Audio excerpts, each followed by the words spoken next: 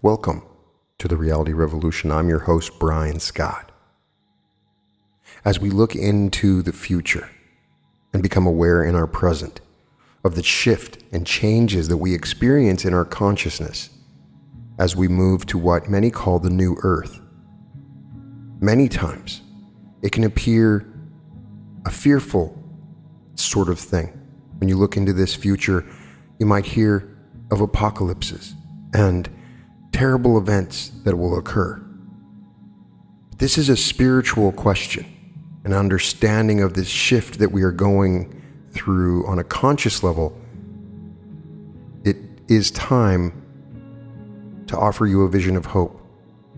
There are many authors that have offered stupendous and powerful ways of looking this shift in the eye and understanding it. One, George Trevelyan, talks of a vision of hope. So many other writers have written about this that I wanted to talk about it on the podcast. Let me say to the person that's listening, I greet you. This episode is for you. I do not know you, or do I? But it doesn't matter.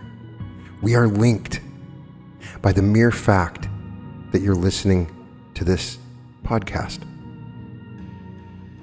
Because on the deeper, higher, grander level, we are all parts of one stupendous whole, an awakening being, a social memory complex. Humanity, through us both pulsates the flow of life. We are alive, or you wouldn't be listening. And life axiomatically is something which cannot die. It makes no sense to think it can be extinguished.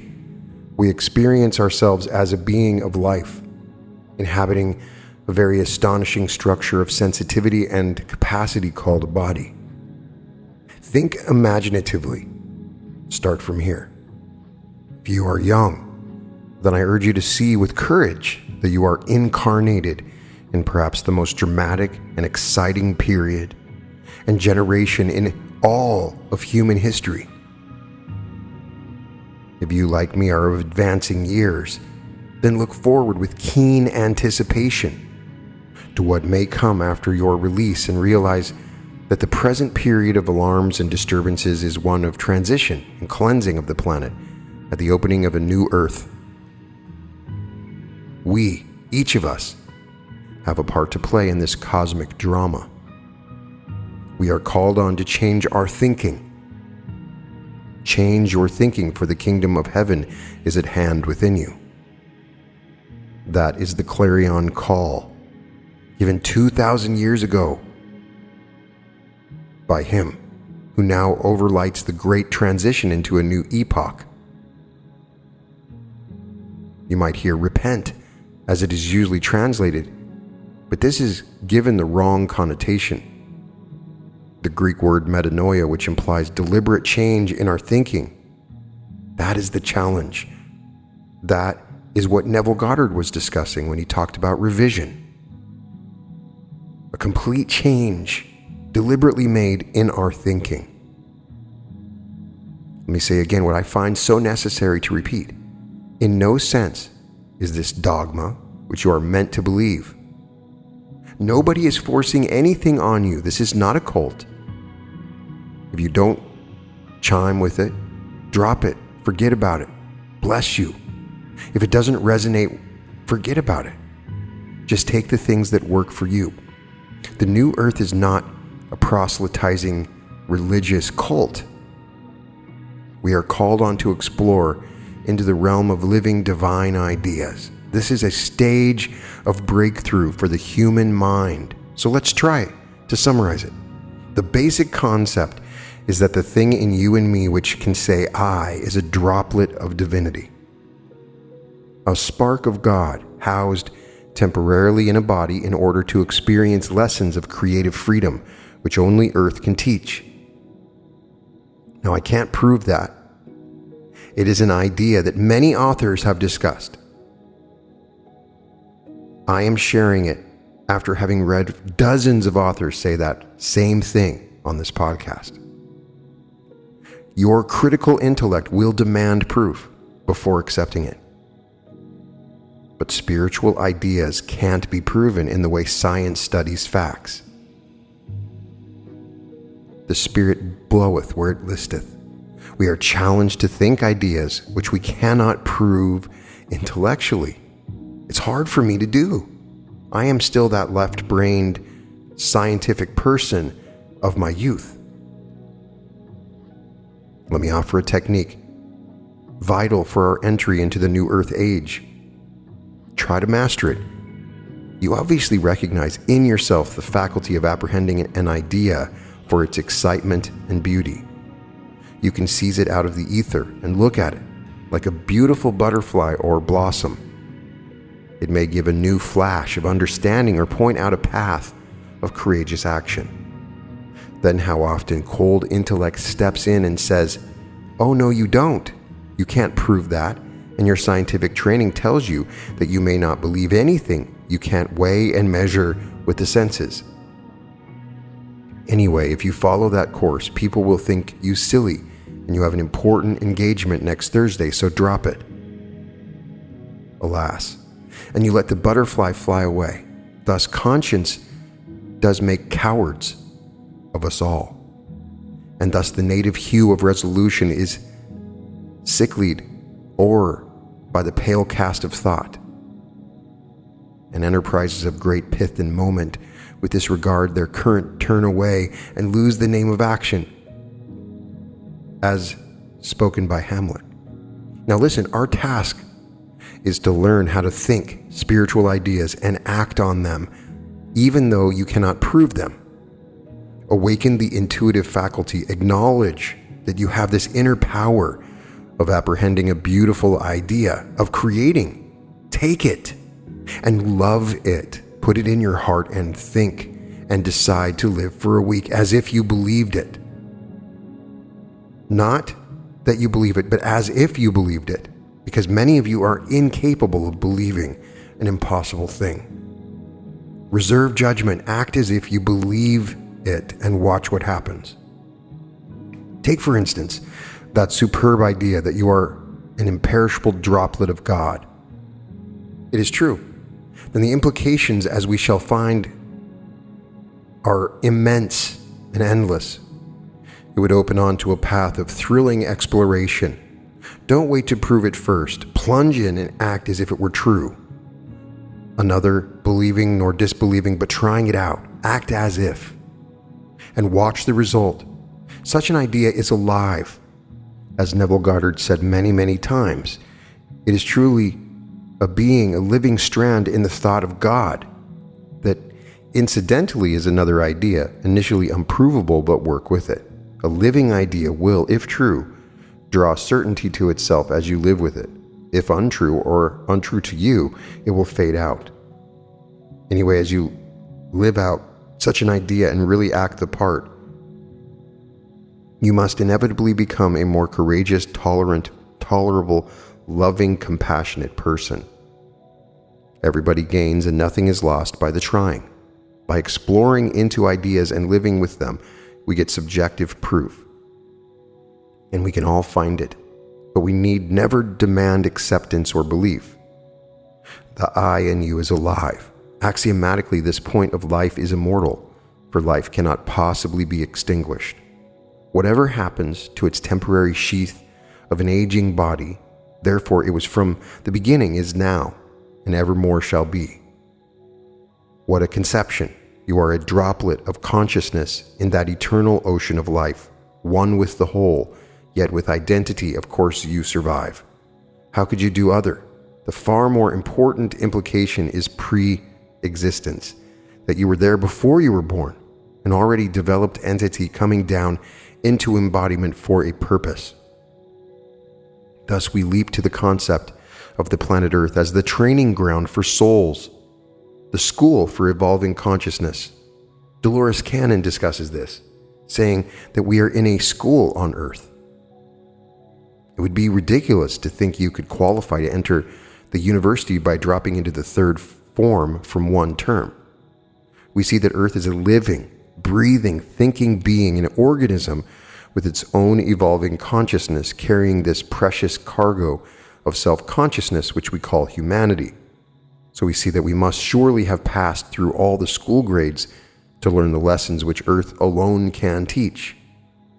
Repeated Earth lives emerge as an essential concept. The readiness to think reincarnation and live as if it were true spreads now through our society, and for many becomes axiomatic. How it enriches our sense of meaning in life. Look at your relatives, your friends, and those you meet, and feel the sudden gush of recognition in their eyes. Souls are finding each other every day. There is purpose in it all, and meaning. The droplet of life, which is you, must be going through its experiences as a long training, and humanity is seen as a living tapestry of interconnection. Now let's follow where the idea leads us. Look into the eyes of another human being. Normally only lovers or children can do this. It is too shy-making, but agree to cut out personality reactions. No need to smile or respond or talk. Just gaze into the human eye, thinking that the God in me is looking at the God spark in you. But it is the same God looking at himself and wondering what has happened to that particle of himself. If I look at you in this way, I experience that we are both parts of the same vast being. That is the totality of humanity. I cannot hurt you or insult you or murder you or talk scandal about you, for I know I would be hurting myself. I love you as part of myself. We are learning that we are each a cell in the great body of humanity. This is to you who are feeling your way into the new understanding that all is one. The law of one discusses this transition a planet goes through into a realization of the true oneness. Some can say we've realized this for a long time. When Jesus taught us there is one God, but it's not about that. It's not about one God, it's about all are one. To ever more people in this holistic worldview becomes acceptable, it is an awakening. The new earth is an awakening which brings with it a deeper meaning to life and purpose for living. The social memory complex now stands at the threshold when this change in vision has become possible. Now, open your thinking to it. Lift beyond the mere sensory interpretations of the world around us. The senses initially tell us that we are separate entities among an infinite number of separate things. Now, into our intuitive, imaginative thinking seeps and floods the realization that everything is interconnected and flows into everything else in a vast, living pattern. Humanity is waking up. The social memory complex is awakening.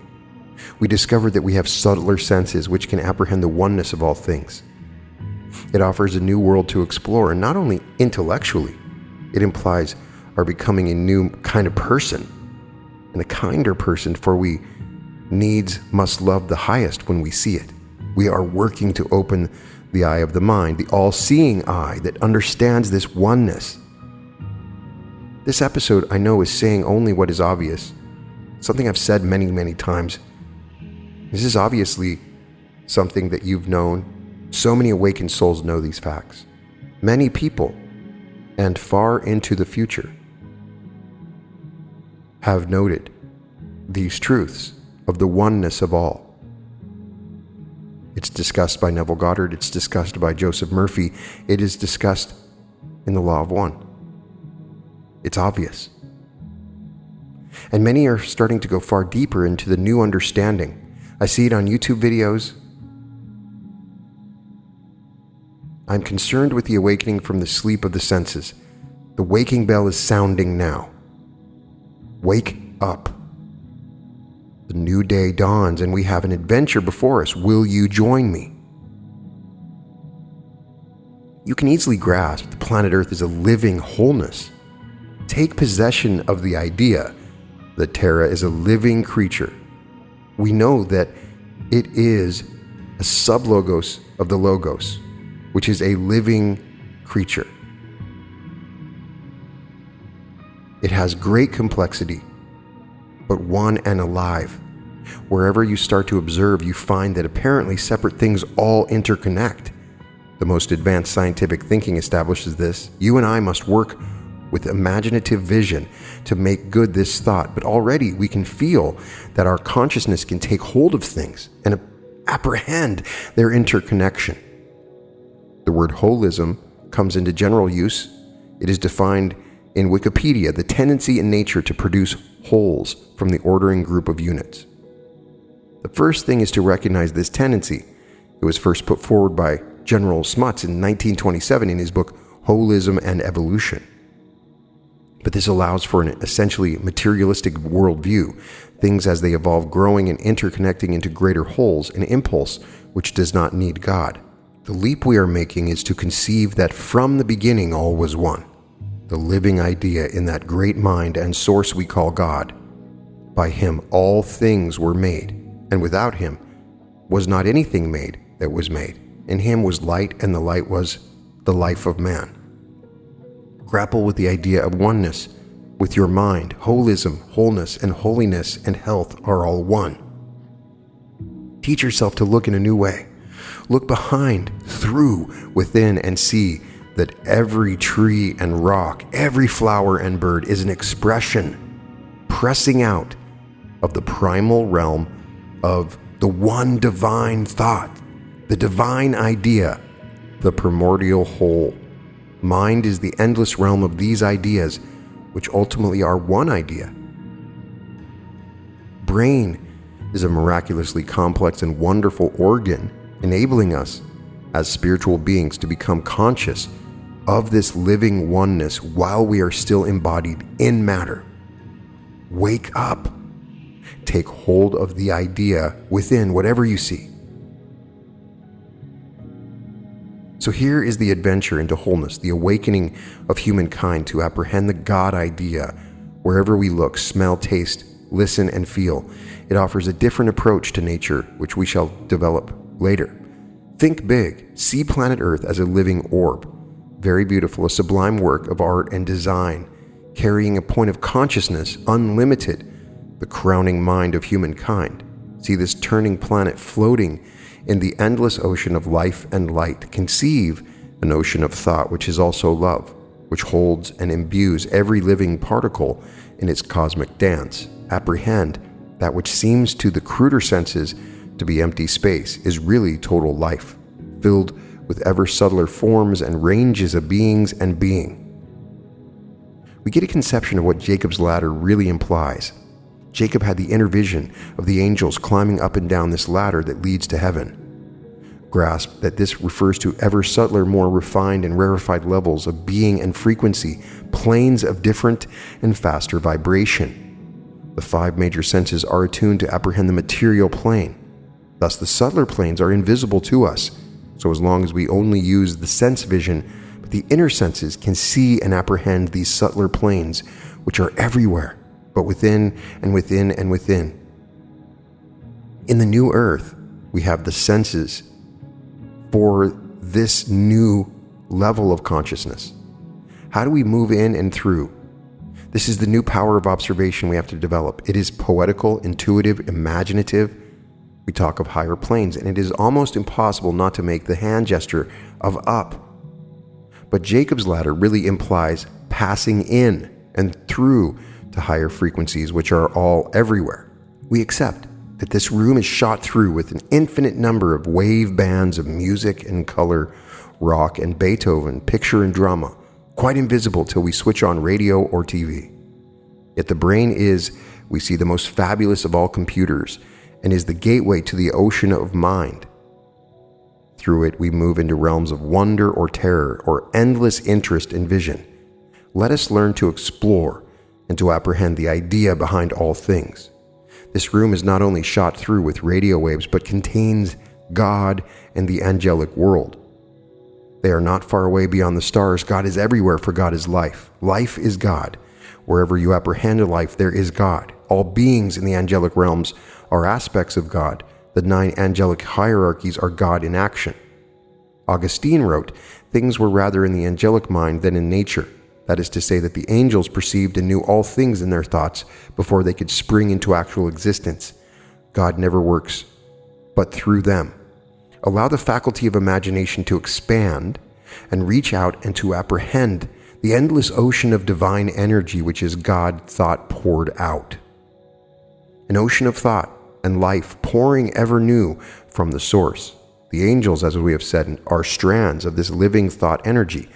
Naturally, they serve God. How can they do other? For they are Him and exist to fulfill His grand design and plan. Out of primal creation in the spiritual universe, the realms of matter and substance come into being. Through the lowering of the frequency rate from the excessively high vibration of the spiritual sun into the low vibration of visible world of solid matter which we occupy. Humanity, called the 10th hierarchy, a little lower than the angels but crowned with glory and honor, has a very special purpose. The plan is to evolve a being who can go through the apparent separation from God, be allowed to forget Him, to flounder in the realm of desire and sensation, to err through the temptation of ego consciousness, and to fall to the seductions which the fallen angels use to misguide him or her. The great and clear purpose is that man, the individual soul, male and female in nature, should of free will and choice come back to God, rediscover His perpetual presence, lift up the frequency bands out of the morass of heavy matter and selfish desire, and of free choice, rededicate self to working with God, becoming veritably a friend and companion of God, a co-creator. Planet Earth is seen as the setting of this most astonishing experiment, and now, at the threshold of the Aquarian age, we enter the culminating years and days when the symbolic inflooding and outpouring of the waters of Aquarius are washed away, the old barriers and structures which separate humanity, since anything and everything can change. So we are urged to wake up and think big and see that beyond the time of cleansing is the supreme possibility and certainty of an age when the golden light of God life can once again enter our consciousness, and we can individually and of free choice blend in thought and love with the beings of the worlds of light. Blend, unite, become one, surrender and submit life beyond ego desire. Consciously rededicate all that we are to the supreme adventure of becoming ourselves a strand of that ocean of life and divine thought. For this we have gone through the aeons of evolution and have now in these immediate years reached the culmination point when we can awaken from the long sleep of matter and enter of conscious choice onto the next phase of exploration into God, which is fourth density new earth. This is the divine adventure. Each of us is given totally free choice at this dividing of the ways. Do we choose to throw ourselves on the life and power divine and call upon our angel guides, grasping the quite endless possibilities of adventure, change, and development into a new golden age of new earth? Or do we prefer to reject this and go on gratifying the desires of ego, experiencing separation, allowing fear and greed and desire for power and all the emotions which lead to violence to dominate our lives? There is no constraint. It is not a question of sheep and goats, the elite or the rejected. The choice is for each of us, for humanity is called and invited to take. What then is the path forward? Change your thinking, for the kingdom of heaven is within you. I am with you, always, even to the end of the world, closer than breathing, nearer than hands and feet, is what Jesus said. What can be nearer than breathing? Clearly, only our thinking. Within our own thinking, we can learn to hear God and our angel guides. This is the great and wonderful challenge for each of us. Now we see how the design inherent in the evolutionary impulse has produced within nature an organ of consciousness through which the human being can lift itself into the greater self. The human brain, separated into its two halves, is the organ through which intellect can lift into intelligence. Left hemisphere, masculine intellect, sees separation of the world into a mass of different things. Right hemisphere, the feminine poetical faculties, which can apprehend the living whole, can see and know that everything is interconnected, everything is alive and interrelated. Mind can blend with mind, and consciousness is unlimited and can enter the ocean of thought and life and love, for unconditional love is the nature of this divine light. All this is fine, resounding stuff and easy enough to say, yet perhaps it is valid to overspill into grandiloquent phrases, since we are each experiencing this separately. Break down, break up, break in, break through. Here, obviously, we are in touch with tremendous possibilities which at present are inevitably ignored by our politics, economics, and sociology in our attempts to solve insuperable and terrible planetary problems of our own making. Perhaps we're being battered and inspired into recognition that God is on the march and that we each individually are called on and challenged to take our own courageous step into the unknown. Whenever I use the word man, I'm referring to just the general, and it's a bad habit I've gotten into from reading these old New Thought authors. But to go back to this, the most remarkable thing in intellectual climate right now is the melting of the barriers between science and metaphysics and mysticism. For 3 centuries, the two modes of experiencing reality have flowed in separate streams. Now they begin to merge in the vision of wholeness, the holistic worldview. It was right and inevitable that thinking in the West should take the plunge into an intellectual exploration of the material world. The principle established first by Francis Bacon and developed by Newton was rightly that an experimental science might believe nothing that could not be proven by the senses. Neither of these great thinkers doubted the existence of the divine worlds, but they accepted this principle in order to clear away the clutter of medieval theorizing. Indeed, Francis Bacon's immense width of spiritual vision has been sadly overlooked and misunderstood. It calls for a new understanding in our time of awakening. Scientific thinking opened the door to our great technology and a true exploration of the nature of substance, but it meant that in one gesture of thought we cut out the possibility of grasping the reality of the supersensible worlds, the invisible realms of being and spirit. It meant that man deliberately cut himself off from becoming what Blake called the vast being of the imagination. In order to investigate nature through the senses, he had to become a mere observer, limiting himself into the equivalent of a one-eyed, colorblind pointer reader. He explored nature by measuring her, rather than apprehending the vision of wholeness which would unite the vast living oneness of divine being. The result was a great technology and a so-called conquering of nature, but in the process, man has lost himself as a spiritual being.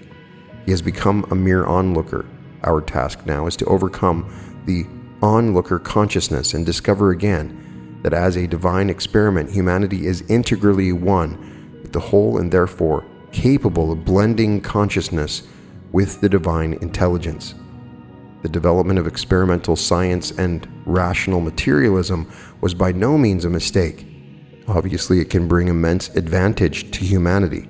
We may even see that it was the destiny of Western man to take the intellectual plunge into matter and reveal the wonders of creation, for as the Greeks knew, knowledge begins with wonder. But the price of our achievement has been great. We've had to cut out the realms of spirit, for our necessary decision had been to believe nothing which we could not prove with the senses. So when I talk about the new earth, the scientist in me wants to question this, but the spiritual realm is obvious. New humanity stands at the threshold when it becomes possible for the scientific mind to take the step into exploration of the supersensible worlds. Our scientific investigation has revealed that the solidity of matter is an illusion, and that all is energy in perpetual flow and movement. Thus we recovered the knowledge that all nature, in its apparent diversity, is a great living oneness of which humanity is integrally a part. Our rational materialism had resulted in the worldview that saw the human being as an accident of chance, natural selection in an essentially non-living universe.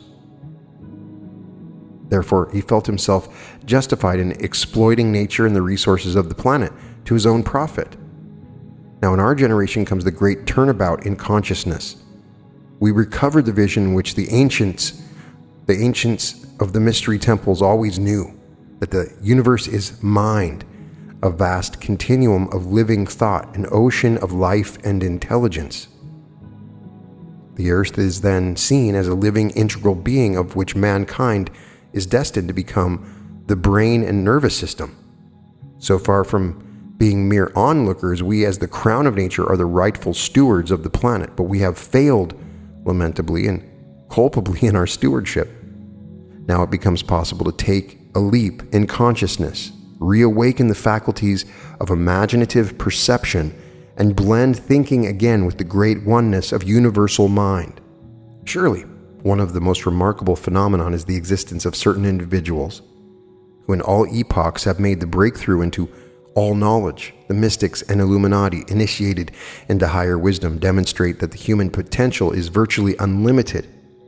Such a shift into expanded consciousness was almost inexplicable to our earlier psychology. Now, the merging of the streams of scientific and spiritual knowledge makes it clear that humanity stands on the threshold of a breakthrough into direct knowledge of the supersensible and spiritual worlds. The peak experience, as Maslow called it, is the counterpart of the initiation which was given in the mystery temples to selected candidates prepared to undergo the necessary ordeals. In Egyptian and Greek days, the general public were taught by means of myth and legend and the drama which arose out of them. We see that the great myths of mankind enshrine the truth about man's spiritual nature. They tell the one great story in infinite variety of forms, the tale that the human soul is an immortal, imperishable droplet of divinity, descended from the realms of light into the darkness of the material world and sojourning there for a spell, until it finds its higher self, is united in true love, and so led back again to the eternal plane from which it descended. The deep fascination of the myths is that they speak directly to the deeper levels of our nature and to the subconscious, and give the profound assurance that we are each, in essence, deathless and immortal sparks of divinity on the long evolutionary journey into higher consciousness. The peak experience brings direct noetic knowledge of the truth and reality of the spiritual worlds. All who had this experience know that such certainty is possible. They have been initiated. Every one of the great religions has in its origin been grounded in esoteric wisdom, teaching the path which can open the soul to direct knowledge in the sense of the presence of God. In each path, however differently it may appear, the goal is the same: a knowledge and experience of the great oneness of all life in God. The emergence of the holistic worldview is in line with all the esoteric paths to knowledge. Inevitably, as every religion spread, it was necessary for its priesthood to develop exoteric forms which all could accept. The tragedy has been the original esoteric wisdom was too frequently treated as heresy to be suppressed. Thus, mankind's golden rule has been largely ignored. It is laid down by every religion in almost identical words: do nothing to others that you would not have done to you. This maxim holds the essence of wisdom. What then is the significance of the mystical experience of the initiate, the intensification of consciousness and the blending of mind with the divine mind? It is genuine illumination, an almost indescribable state of glory and happiness and love, coupled with direct experience of an all-pervading consciousness, an omnipresent cosmic being. It is the goal of human evolution, an amazing psychological transformation that brings a sense of unity into the multiplicity of the universe. Human faculties extend to unite with the universal intelligence, thus completely transcending the onlooker consciousness. A life energy, imperceptible to the lower senses, is experienced. This universal energy known as prana lies behind the amazing organization and instincts of all living creatures. The whole ocean of prana appears to be in a state of flux, flowing towards us and lifting mankind. There comes to the mystic an experience of light, the activity of a luminous form of thought energy which bathes everything in its luster. This enchanting light is alive. It pulsates with life and intelligence. There is one unbounded ocean of cosmic intelligence, one almighty actor known to Hinduism as Brahma. Consciousness is the bedrock of all creation, the dominant reality. All visible things are seen as images projected by an all-embracing consciousness. It must appear that the average brain is now ripe for the manifestation of a mode of cognition superior to the sense-bound thinking. Sense-free thinking is able to perceive and experience the ocean of cosmic intelligence existing in the boundless universe, the intelligent infinity that's discussed in the Law of One. We come to see that an all-knowing intelligence controls the destiny of humanity. Every human is a ray of the divine light. The unification of mankind will only come through wide dissemination of knowledge of the glory dwelling in every human being. Illumination is the culminating point of evolution. The goal is to compensate for all suffering and effort. Evolutionary forces are working to lift personality to higher states of cognition, remodeling the delicate tissues of the brain and balancing its two hemispheres. Then can come an evolutionary leap, a prelude to the birth of a superior race. Our Earth is the seedbed for something new in the universe, the emergence of a part of creation which itself becomes consciously creative. The inspiration and revelation to which mystics and geniuses have access represent the re-emergence of ideas and concepts already present in another dimension. The soul perceives its glory as a deathless ray of an infinite intelligence, almighty spiritual sun. We live indeed in a multidimensional universe. What the senses can perceive is but one solitary and limited dimension. Supersensible perception is now developing, and the all-seeing eye of the mind can be opened. A leap in evolution of mind can disclose other planes of creation, other dimensions completely hidden from the rational intellect. The Illuminati, or talented ones, are the spearhead of humanity, and in them the streams of science and mysticism meet. The stage is surely set for the next leap in the advancement of learning to bring scientific awareness of the wonder of the universe. We discover that mind itself is the architect of creation. It permeates all atoms and molecules as life permeates cells and tissues. The mystical experience provides evidence of an almighty intelligence hidden behind the cosmos. Throughout all ages, the clairvoyants and the occultists, sensitives and psychics reveal phenomena that transcend our rational concepts about matter and its laws. Transcended consciousness opens to us as the goal of evolution, which is headed toward a transhuman state, the birth of a unified planetary mind, a social memory complex, as discussed by Ra, aware of its essential divinity, is what Teilhard de Chardin called neogenesis, the homing upon the omega point. We recognize an evolutionary thrust towards higher consciousness for humanity, unlocking spiritual potential hitherto dormant. This is the path of enlightenment for the advancement of the human race to the higher state.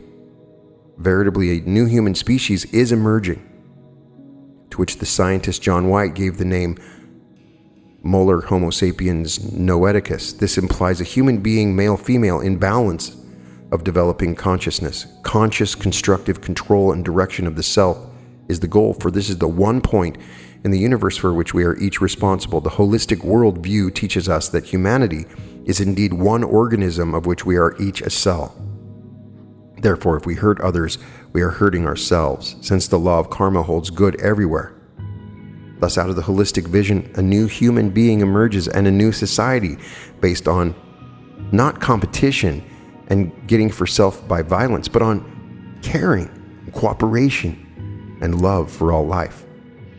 Here are the meek that shall inherit the earth, for behind them is all the power of the universe, which now appears to be releasing a force field of light and love for the cleansing of the planet. So we come to the ocean of intelligence, of cosmic thought, of intelligent infinity.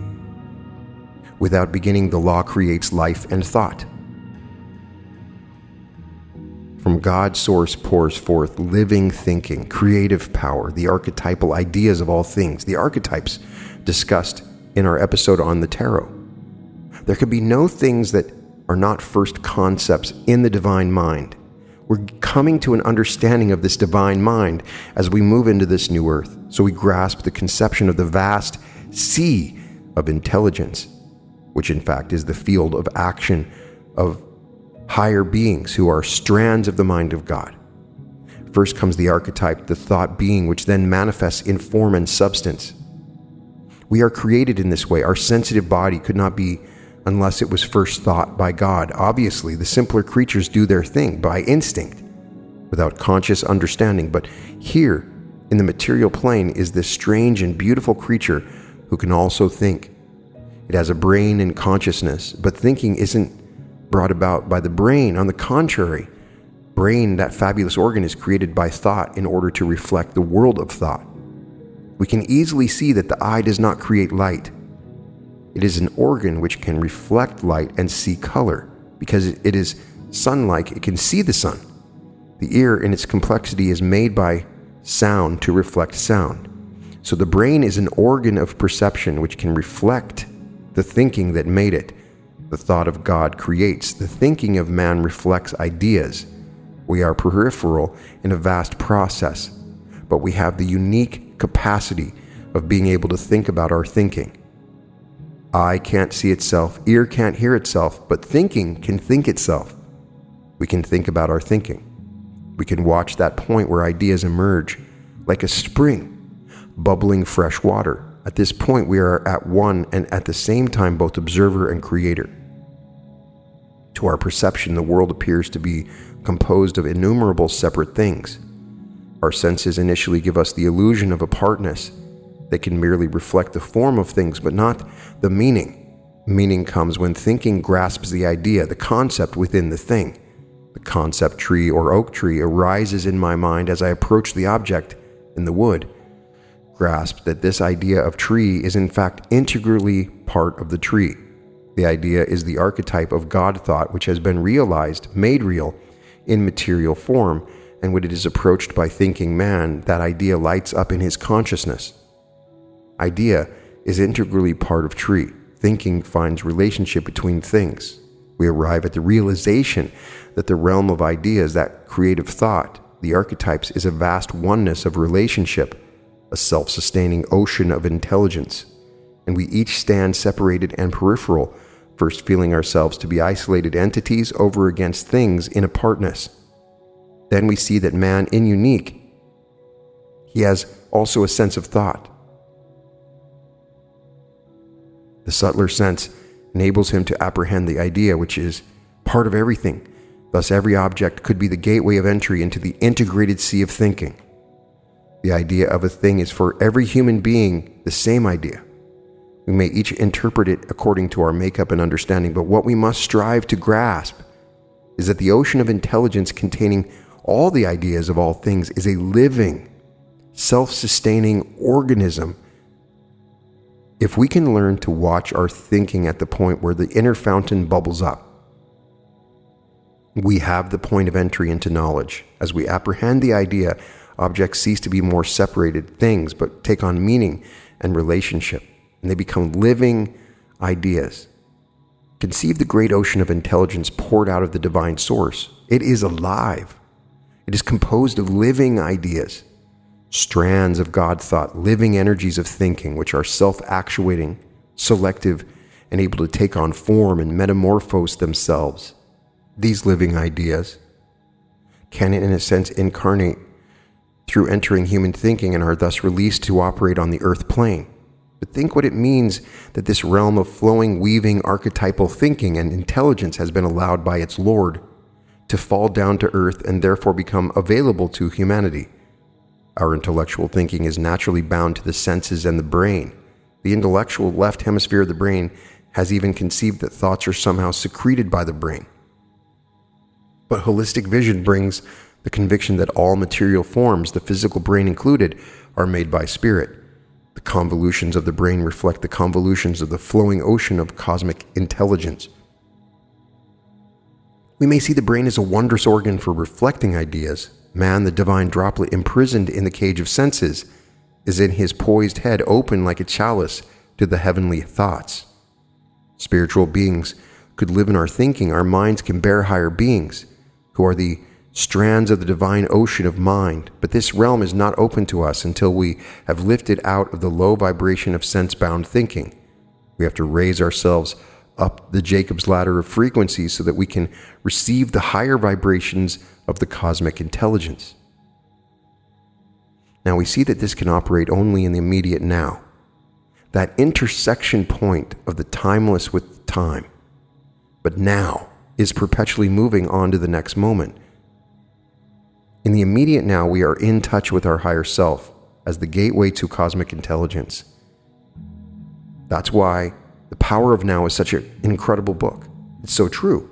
If we can, moment to moment, remain attuned to the now, then the flow of living ideas could continue.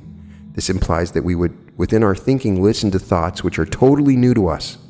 Realize that the point at which ideas bubble in is for you unique in the universe, for it is the one point where you are both creator and at the same time observer of a process. Palpably, you are creator. You think the thoughts and are responsible. This delicate arrangement leaves you perfect freedom, for you have no obligation to follow them since you thought them, but also you are watching creation going on. The creative source thinks and speaks through you. It has been well said that genius is the most effective channel for the creative source. The human being housed in the body, temple, is the perfect channel for the heaven world of living idea to pour creatively into the material plane. We can tap the ocean of cosmic intelligence. And when we strengthen this connection, that's when the new earth really becomes available to us visually in a material world. That is what we are learning to do now. Maybe it takes a year, maybe it takes 100 years, but this connection to the point at which we create new living ideas and we become creators with our thoughts is a fundamental point of connection and fundamental to the new earth. We touch the moment of human potential, but there is a warning note. Don't be tempted to say, it's not me who wrote that poem or spoke those inspired words. They just came through me. We are responsible for every expression since we are free beings. Yet at the same time, we are privileged to be conscious channels of divine thought and creative action and must learn our craft if we are to be an effective channel for the world. In the now, we could think and speak thoughts and ideas which we absolutely had never known before. This suggests a power quite different from academic intellectual thinking, which grows out of the onlooker consciousness. The really inspired lecturers are not merely those who, like a kind of medium, surrender consciousness and allow some higher being to speak through them, which may be perfectly valid and very illuminating, but those who can listen to the bubbling spring and on the instant turn it into human thoughts and verbal expressions. Then a lecturer could become a genuine exploration into higher realms. The enterprise is exploration into God. Jesus himself said to his disciples, "Do not think beforehand what you are going to say, for in that same hour I shall put the words into your mind." We know that we approach a period when social structures may crumble and reform and even earth changes may come upon us. But we are urged to have no fear. If we can now learn to remain attuned to the higher self in the ever-fleeting now, we may move securely through times of crisis and change. We touch here the clue to creative action. It is only in this now that the higher self can operate. One way it works is to speak in that impulse in the heart, suggesting a new course of action in response to a critical situation. But then, all too often, the cold intellect blocks it off and diverts us. The higher world of the beings working in the cosmic intelligence is there to transmute ideas into creative action. But normally we revert to known habit patterns or grooves of thought, habits and rituals already experienced. And these may have no relevance to the totally new situations that we're in as we enter into the new earth. We continue to rely on what we have experienced in our past habit patterns, and the new earth is completely different. The image comes of a tiger let loose at rush hour. Its glorious instincts are now useless and it will be bewildered. How do we move through totally new conditions with poise and control? We have to learn to act into our higher self on courses suggested by that flash in the heart. Really act, but you're called on to act a part which you cannot con beforehand. It is exciting. We must learn to rely on intuitive guidance in the moment, as we would have to do if escaping from prison camp. Surely it becomes a kind of dance with destiny, not reliance on chance, but a working with higher intelligence in the creative instinct.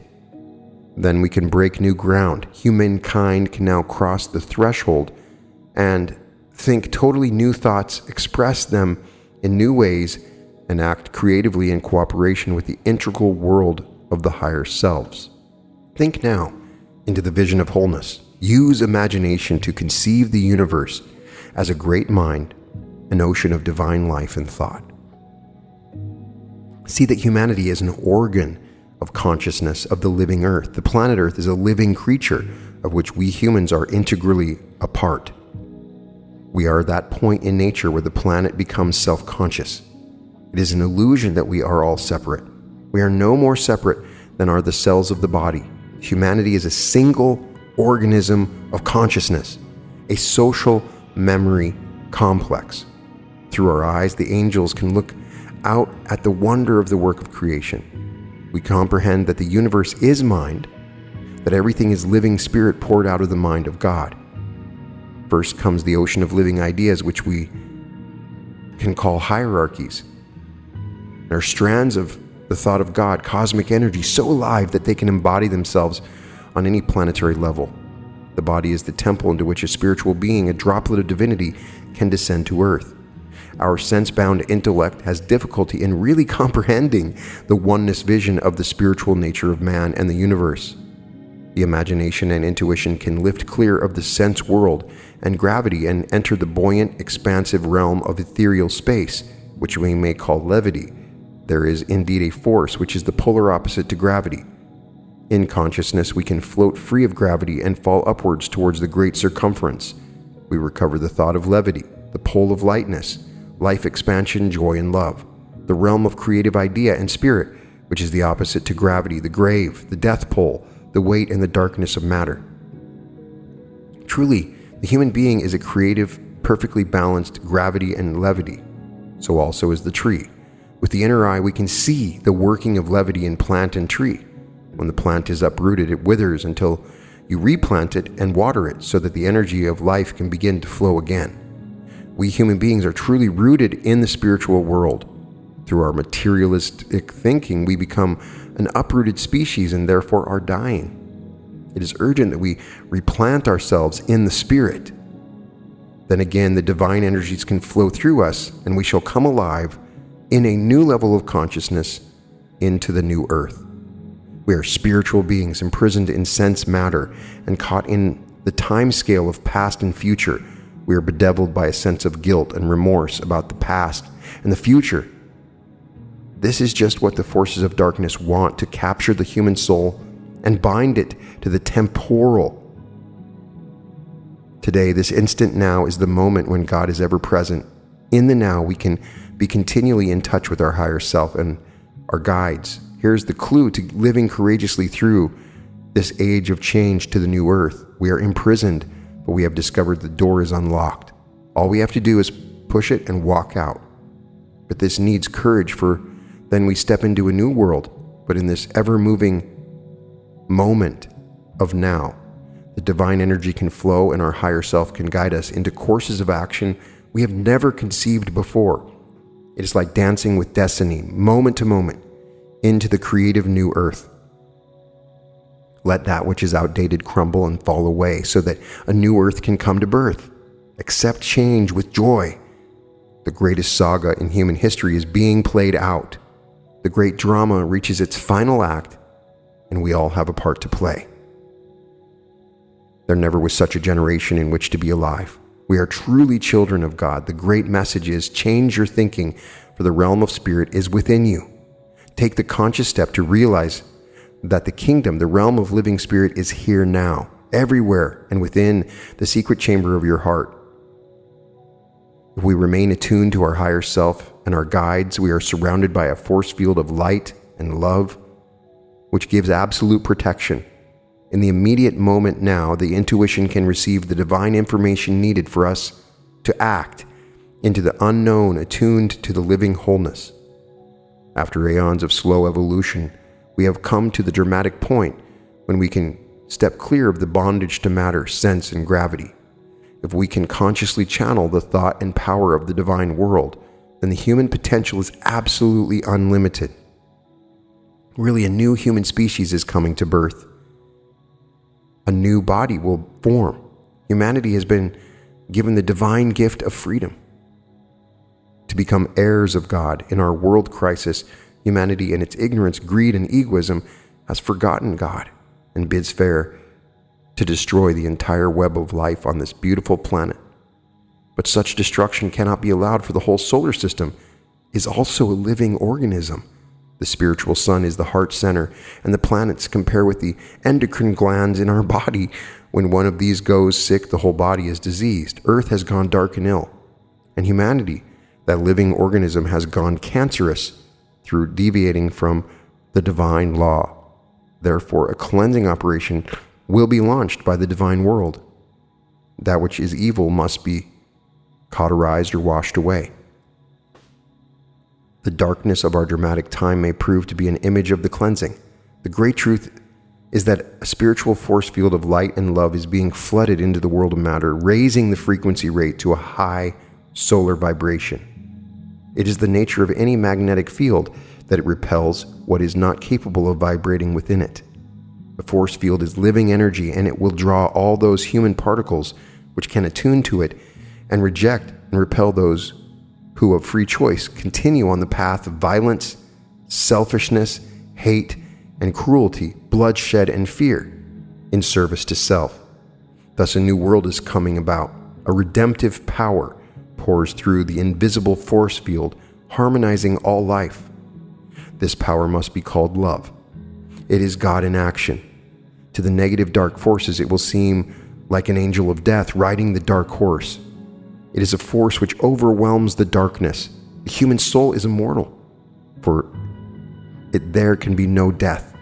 So those who will not yet turn to God will be shepherded onto some other planetary level, into another third density existence, playing out their same third density games of service to self, while the cleansing operation is completed and a new earth is brought to birth.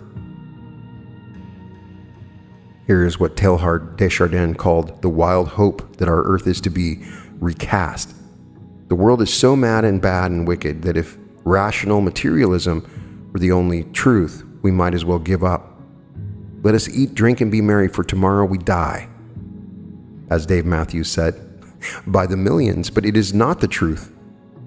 Materialism is hopelessly inadequate to explain the fantastic mystery of the living universe, and just because the alternative is now so grim, it is surely valid to grasp and hold this marvelous conception that God is now in action, present everywhere and personified for our understanding in our own time. That is not to say that we can sit back and leave it all to God. Out of the wholeness of the living universe pours the redemptive power of love, which can sweep away and transform all that vibrates on a lower and coarser level. Darkness fights the light, but cannot win the battle. We all have a part to play in this drama, since given freedom, we must take the initiative to attune and call upon the higher realms to help us. The coming of the new earth is not someone's thought-out plan. That's what all these channeled beings are saying. It is a phenomenon of metamorphosis, the raising of the vibratory rate in matter through this force field of light and love and power, and we are the channels through whom this force can flow. We can let it flow now. Let us give ourselves over to this great and glorious event and welcome it. We are privileged to be among the forerunners who can pave the way for the coming of the new earth. The long, tragic, and gallant history of humanity now reaches a point of consummation when the Creator can enter consciousness. He is always, everywhere, for He is life and love. But we must now lift consciousness so that humanity can be reborn. This planet of ours is giving birth to something new in the universe. A seed of creation, a new species bound by love to the conscious creative service of God, in the conscious creative service of others. Let us rejoice, for this we exist. To take this step to channel the redemptive power of love is all that matters now. Then a new earth will truly be born. I want you just to become attuned to this awareness of the oneness. Become aware of the moment, of the now. And become aware of the power of love in service to others. And as you do this, there is a vision of hope that we can transform this planet, because each of us are droplets from the divine ocean. So I'd love to get your thoughts on this. It's something I'm passionate about, and I see the world changing, and we can help it. Obviously, I'm talking to someone out there who needed this message, because you're really important to this new birth. In any case, you can find all episodes of The Reality Revolution at therealityrevolution.com. And welcome to The Reality Revolution.